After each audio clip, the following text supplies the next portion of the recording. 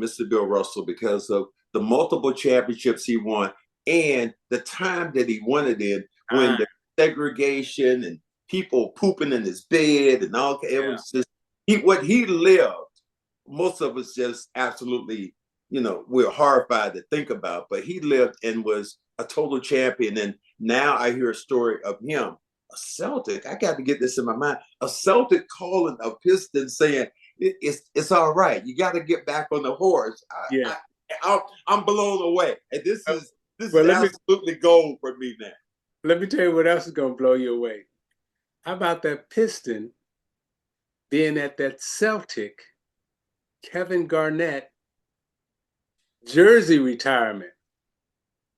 Loved it. And because you said that, quickly tell us about that relationship, because Kevin always said that we would go to Chicago when, being a broadcaster on the bus with him. Yeah. And we go by some little area in Chicago. He said, that's where I used to play. And he said, the one time I was there and they told me to come down with my sneakers and Jordan and them were down there playing. And I went down there and I busted Scottie Pippen's ass. And over in the corner was a little dude, Isiah, saying, yo, big fella, you can play in the league. And that to him was just, he looks at you, obviously bringing you to his retirement of his jersey was big, but he looks at you, your relationship was just incredible. And I also took him into the Hall of Fame. Wow. A Piston. Yes. Taking the Celtic into the Hall of Fame. Wow. Unbelievable. So our relationship, it was organic, but it was, how can I say it? Wisdom and mentoring and knowledge. And you got another one there in Jaylen Brown. I'll tell you, ask Danny Ainge to tell you how Jaylen Brown got to Boston. What? See, Danny's not around, but you got to tell me quickly now, because you got to speak right now. How did he get there? Well, I called up Danny and I said, hey, remember Jaylen Brown was supposed to go like 14, 15 in the draft. Remember they were saying he couldn't shoot, he couldn't do all this. And I called up Danny and I said, hey, you know what? This guy's a Celtic. He goes, Isiah, my scouts are saying da-da-da. I said, Danny, so I met him in Atlanta, Four Seasons Hotel in Atlanta. He and I sat there and we talked. And I said, Danny, everything I've seen of Jaylen Brown, he may not fit in any other organization. Wow.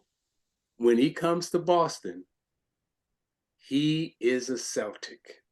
Intellectually, spiritually, his game, the way it can blossom and develop, the type of person he is, he's a Celtic. And I told Jaylen Brown, I said, you know what? You ain't gonna want to hear this, right?